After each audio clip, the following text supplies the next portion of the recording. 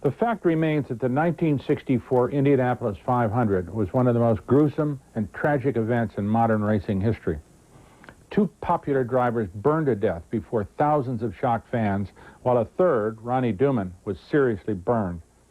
I saw this horrendous crash from the press box and will never forget it. The 1964 Indianapolis 500 was historic for many reasons, but the main reason why it goes down in history as one of the best and worst is because the legendary A.J. Foyt would win his second of 4 Indianapolis 500s, being the first in history to conquer this feat. But this year's race was also plagued by an event even more sinister. It was an accident that would later improve driver safety and performance for decades to come. It would also bring a dark cloud on the race, and throughout time would bring safety measures nobody could ever have dreamt of all the way back in the early 1960s. This is the story of the second worst Indianapolis 500 in history, as this tells the happenings of the 1964 Indianapolis 500.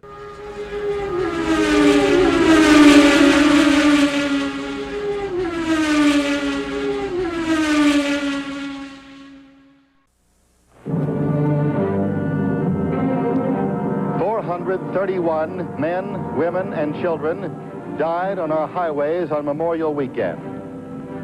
2 racing drivers died on the Indianapolis Speedway during the Memorial Day 500 race. The 2 at Indianapolis were professionals. They took a calculated risk, one step beyond the boundaries of maximum safety precautions. Racing was their chosen craft, and risking their lives at the wheel was their job. The 431 on the highways died needlessly.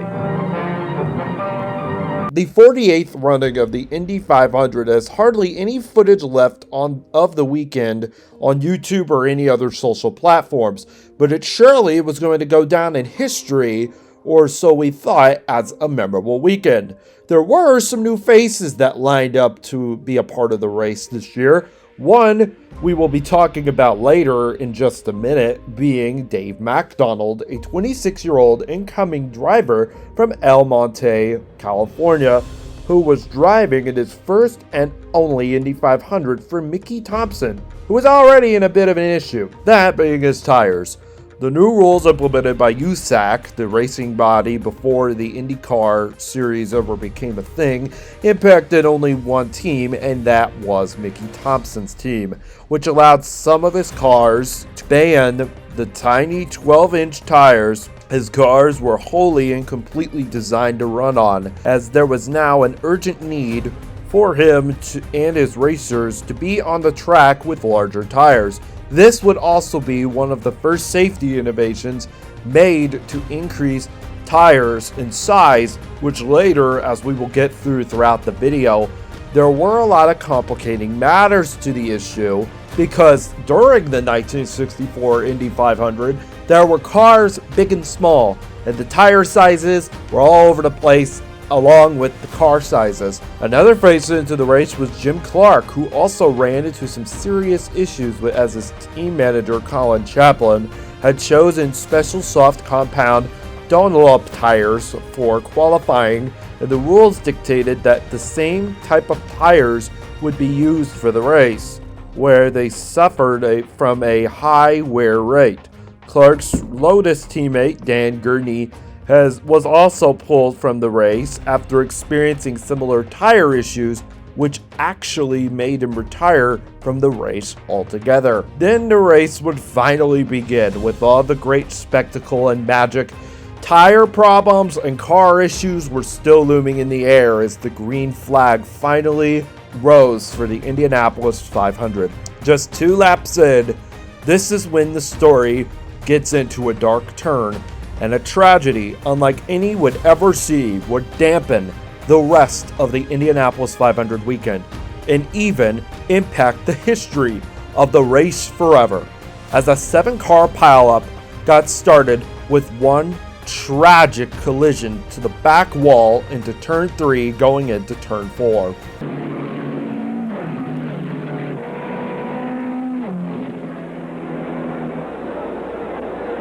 Engine cars are running 1, 2, 3.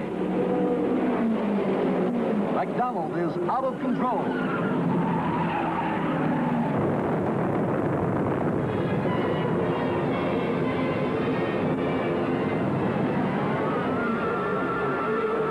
Drivers attempt to thread their way through the spreading flames. Some make it, others don't.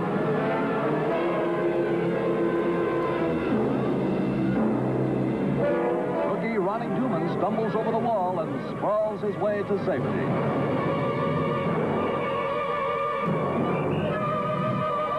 Firefighters slash at the flames with Foyt while drivers stand in stunned disbelief.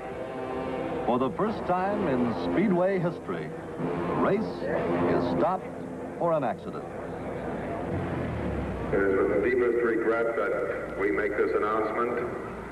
Driver... A hush greets the news that veteran Eddie Sachs and Dave McDonald were lost in the crash. Gas spewed everywhere, and the puff of smoke was so visible and yet so striking it struck a nerve to the remaining spectators who saw the horrific accident firsthand.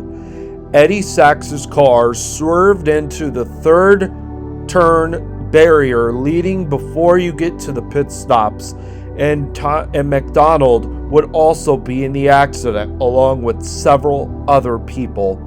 4 people were killed that day, including Eddie Sachs and new up-and-coming driver from California, Tom McDonald, who were dead hours after the accident, which left an already dark hole to become more vacant throughout the rest of the race.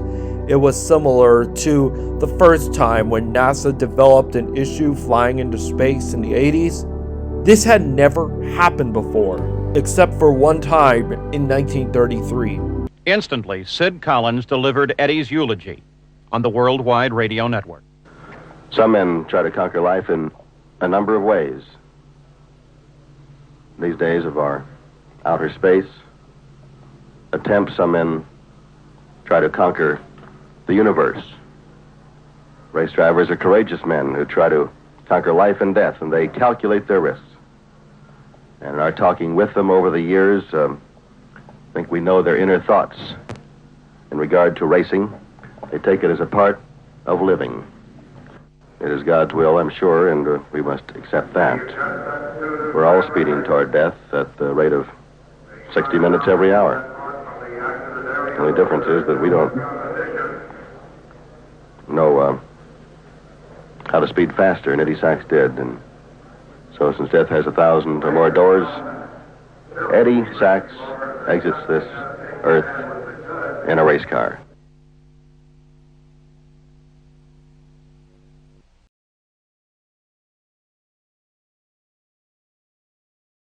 After the tragic incident, a moment of silence was held at the track in solidarity for the victims, including one track employee, were acknowledged during the cleanup process. After the incident, gasoline was no longer used as the #1 source of fuel for cars anymore, which allowed in later years the IndyCar sanctioning body and kart sanctioning body to develop the usage of fuel pump safety features and ethanol to power the vehicles.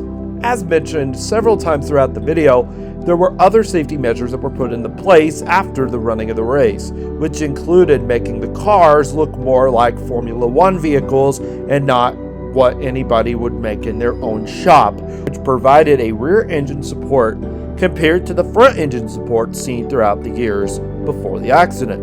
And after a lengthy cleanup, things finally got back underway just a few hours later.